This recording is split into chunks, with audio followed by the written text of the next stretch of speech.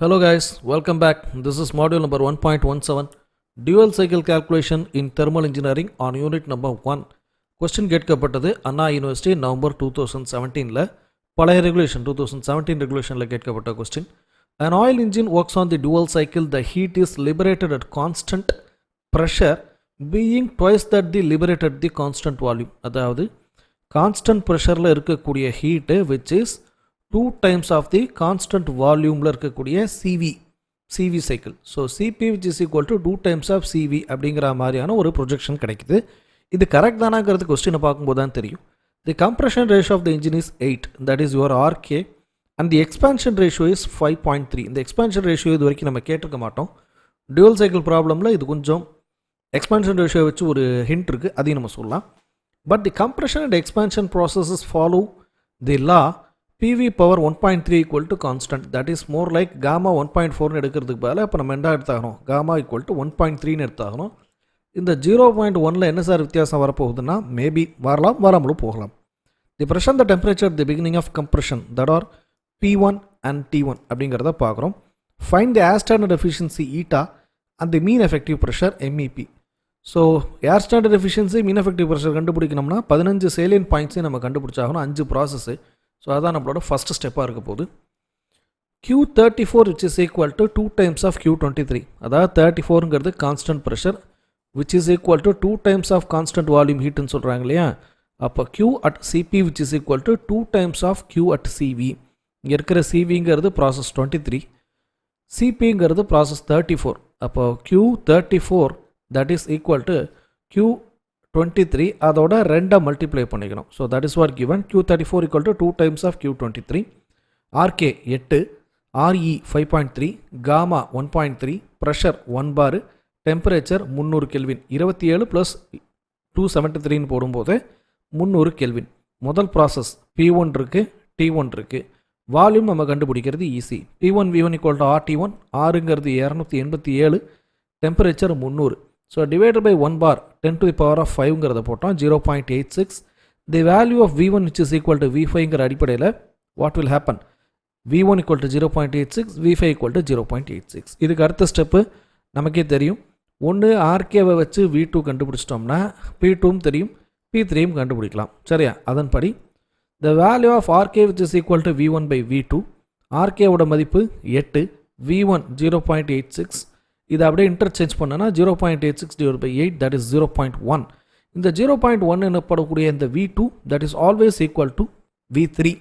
அப்போ 1 2 3 5 4 தவிர மீதி இருக்கிற எல்லா வால்யூம் நம்ம கண்டுபிடிச்சிட்டோம். அடுத்த ஸ்டெப் என்ன செய்யலாம், either P2 divided by P1 which is equal to RK to the power of gamma, T2 divided by T1 which is equal to RK to the power of gamma minus 1.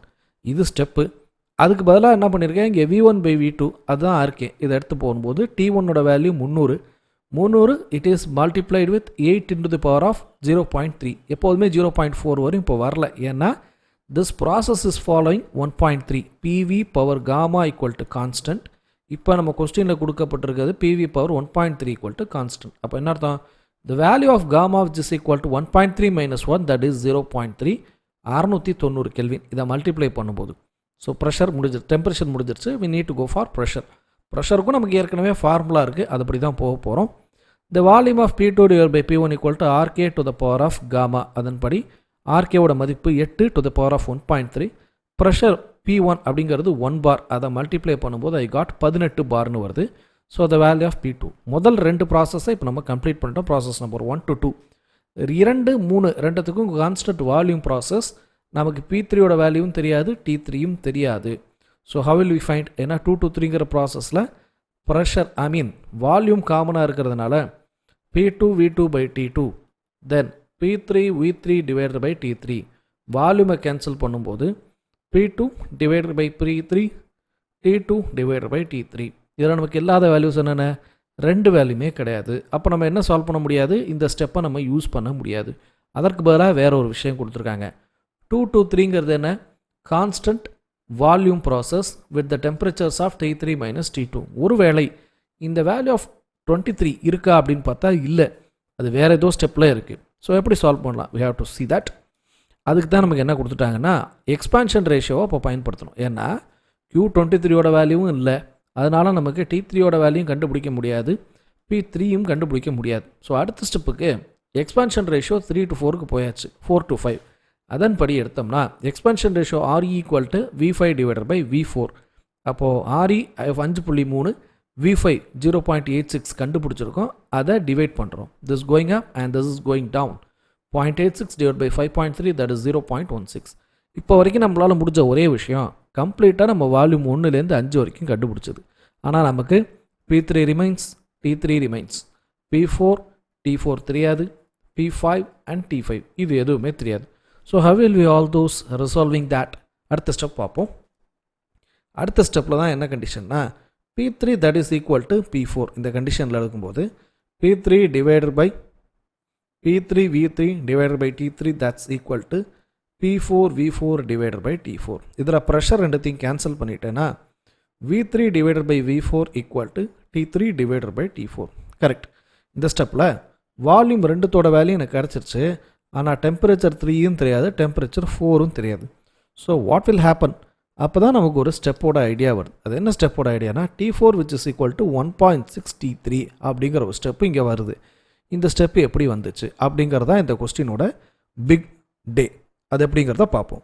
So what were actually டூயிங்னு பார்த்தா இந்த step படியே இருக்கக்கூடிய ஏதோ ஒரு விஷயம் T4 தனியாக எடுத்துக்கிறேன். T4 மட்டும் தனியாக எடுத்துக்கிட்டேன்னா this T4 and V3 given. அப்போ V4 divided by V3 into this T3 is multiplied. V4 ஓட மதிப்பு the value of 0.16, V3 மதிப்பு 0.1. அப்போ 0.16 divided by 0.1 that is like 1.6 into T3. நமக்கு இந்த வேல்யூ இல்லை, இருந்தாலும் இந்த ரிலேஷன்ஷிப்பை T4 which is equal to 1.63ன்னு போடுறோம். இதில் எனக்கு T4ம் தெரியாது, T3யும் தெரியாது, பட் இருந்தாலும் நம்ம அதை செய்கிறோம். அதற்கான காரணம் என்னவாக இருக்கும்? வேறு வழி இல்லை, அடுத்த ஸ்டெப்புக்கு நம்ம போகிறதுக்காக தான். So why? Because in that constant pressure cycle that is Cp which is equal to T4 minus T3 that is equal to 2 times of this constant volume into T3 minus T2. அப்போ என்ன செஞ்சிடலான்னா இந்த T4 in terms of T3, ஆனால் 1.6 இருக்குது, இங்கே ஒரு T3 இங்கே ஒரு T3. So எல்லா T3யும் ஒரு பக்கம் கம்பைன் பண்ணிவிட்டு இந்த ஒரு பக்கம் T2 பாக்கி இருக்குது. மல்டிப்ளை பண்ணால் எனக்கு ஒரு வேல்யூ கிடைக்கிறதுக்கு வாய்ப்பு இருக்குது. அது எப்படிங்கிறத கொஞ்சம் கொஞ்சமாக எக்ஸிக்யூட் பண்ணி பார்க்குறேன். கொஞ்சம் ஸ்லோவாக அதை ஃபாலோ பண்ணுறதுக்கு ட்ரை பண்ணுங்கள். We have Q34 equal to 2 times of Q23. 34 என்பது T4 minus T3, 23 என்பது T3 minus T2. இந்த T4 தான் நம்ம என்னென்னு கண்டுபிடிச்சிருப்போம், 1.6 into T3. அதை சப்ஸ்டியூட் பண்ணி minus T3. 1.6 minus 1 which is equal to 0.4. Sorry 6ன்னு போட்டிருக்கேன். 0.6 அப்படிங்கிற விஷயம் இங்கே கிடைக்குது. ஓகே, இதுக்கு அடுத்ததாக இந்த 0.6ஐயும் இந்த 1000ஐயும் மல்டிப்ளை பண்ணிக்கிறோம். ஆஃப்டர் திஸ் இங்கே 2 times of 718 இங்கே T3 minus T2. இதை மட்டும் தனியாக வச்சுக்கிட்டோம் அப்படின்னு சொன்னீங்கன்னா இங்கே 1005 into 0.6 divided by this value of 2 into 718 that is equal to T3 minus T2. இது எல்லாத்தையும் நம்ம பொறுமையாக கட் பண்ணும்போது I got 0.4 times of T3. ஏன்னா 0.6 T3 அல்லவா, இது எல்லாத்தையும் நான் மல்டிப்ளை பண்ணும்போது 0.4 times of T3 which is equal to T3 minus T2 அப்படின்னு வருது. இதுலேருந்து நான் கன்சிடர் பண்ணும்போது what it will happen, இது இங்கே. So it becomes 0.4 minus 1 minus 0.6 T3 that is equal to minus T2. Minus minus cancels. T3 which is equal to T2 divided by 0.6. இவ்வளவு நம்ம பண்ண வந்தது இதுக்காகத்தான். ஏன்னா நமக்கு தான் T2ஓட வேல்யூ 690 தெரியும் இல்லையா. அப்போ T2ஓட மதிப்பு 690 divided by 0.6ன்னு போடும்போது ஃபைனலி you got 1150. ஸோ இது எவ்வளோ தூரம் நமக்கு இம்பார்ட்டன்ட் அப்படின்னு கேட்டால் இந்த 1150 வச்சு தான் T4 கண்டுபிடிக்கலாம். எப்படி? the value of T4 is already 1.6 into T3. T3ஓட மதிப்பான 1150. அதை போடும்போது எனக்கு T4ஓட வேல்யூ கிடைக்கும். லைக் திஸ் 1840 கெல்வின் கிடைக்குது.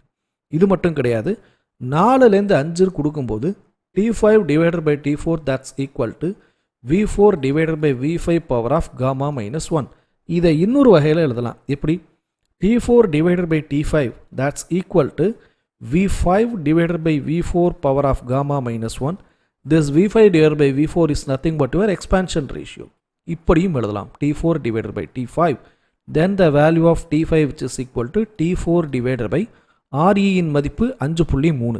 5.3 பவர் ஆஃப் 1.3 மைனஸ் 1 இப்படி எழுதி கூட நீங்கள் சால்வ் பண்ணலாம். இந்த ஸ்டெப்பில் நீங்கள் சால்வ் பண்ணிங்கன்னா எனக்கு வரக்கூடிய வேல்யூ 1110. ஓகேங்களா? இதுதான் இந்த இடத்துல ஸ்டெப்பாக போட்டிருக்கோம். நான் அப்படியே ரிவர்ஸ் பண்ணியிருக்கேன், வேறு ஒன்றும் இல்லை. இங்கே V4 V5னு போட்டு அந்த வேல்யூஸே டைரெக்டாக சப்ஸ்டியூட் பண்ணி வர ஆன்சர் இரண்டும் சேமாக வருது. இப்போ நம்ம என்ன பண்ணிட்டோம்னா வால்யூமில் இருக்கிற எல்லா சீரீஸையும் முடிச்சாச்சு, டெம்பரேச்சரில் இருக்கிற எல்லா சீரீஸும் முடிச்சாச்சு, ப்ரெஷர் மட்டும் நமக்கு தெரியல. It is really mandate to find the ப்ரெஷரா அப்படின்னு கேட்டிங்கன்னா எனக்கு தெரிஞ்சு கிடையாது.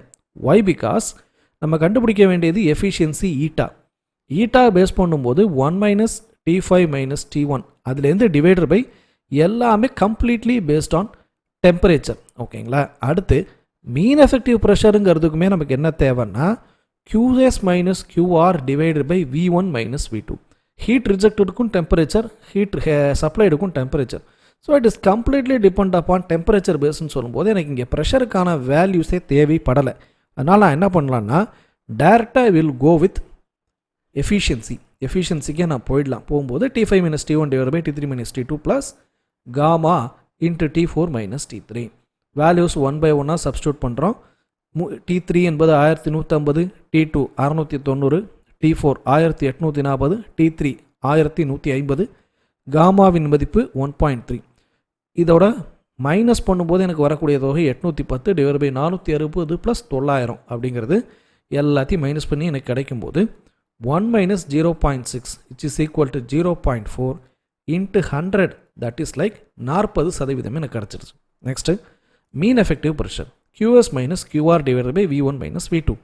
QS அப்படின்னு சொல்லும்போது CV into T3 minus T2, QRன்னு சொல்லும்போது CP into T4 minus T3.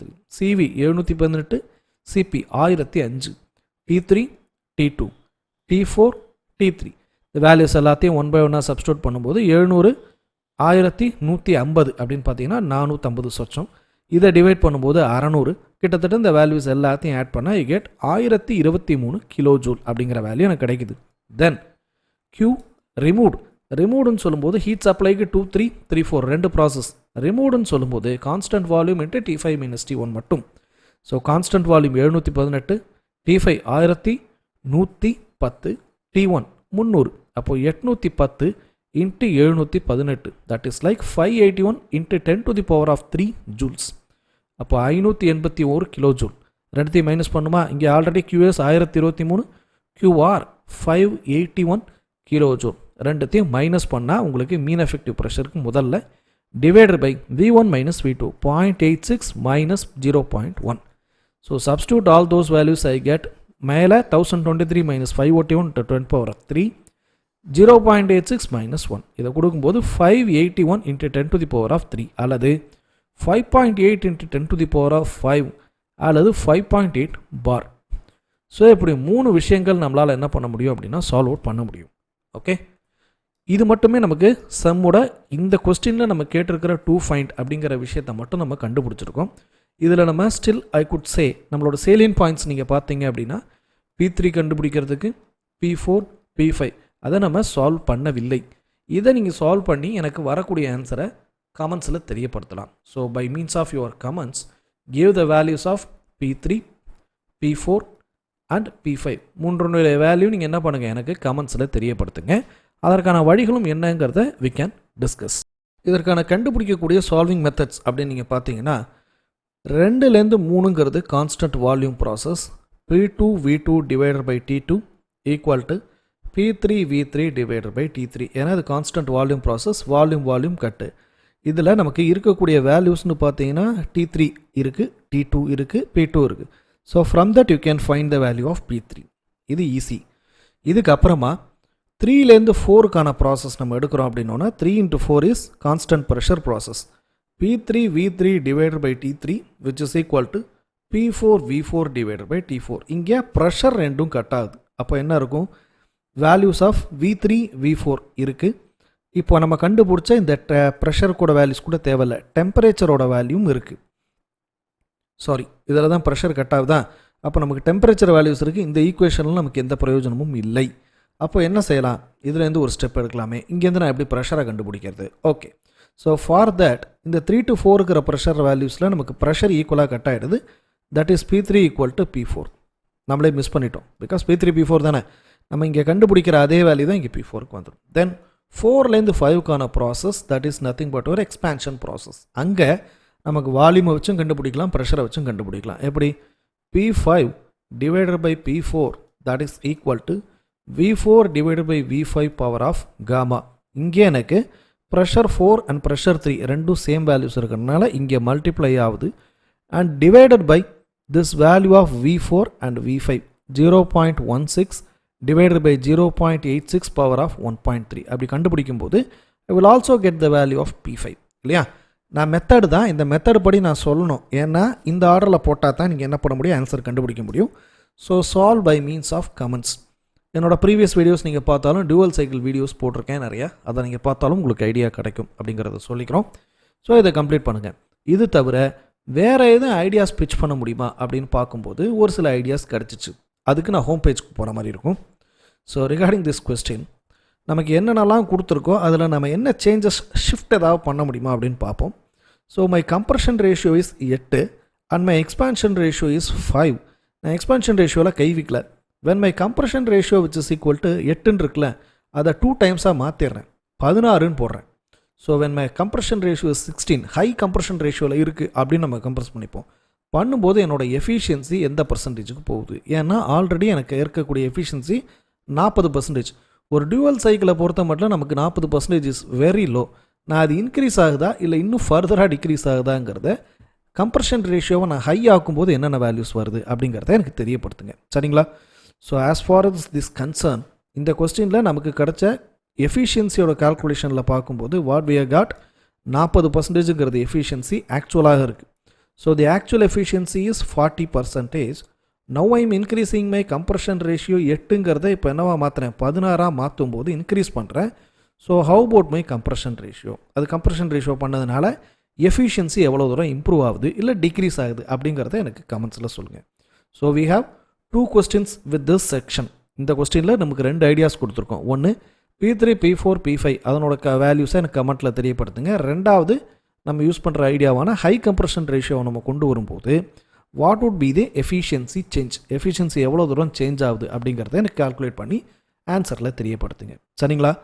தொடர்ந்து ஆதரவளிக்க please like the content, share the content, put your comments in the comments box. Thanks for வாட்சிங் திஸ் வீடியோ. தேங்க்யூ.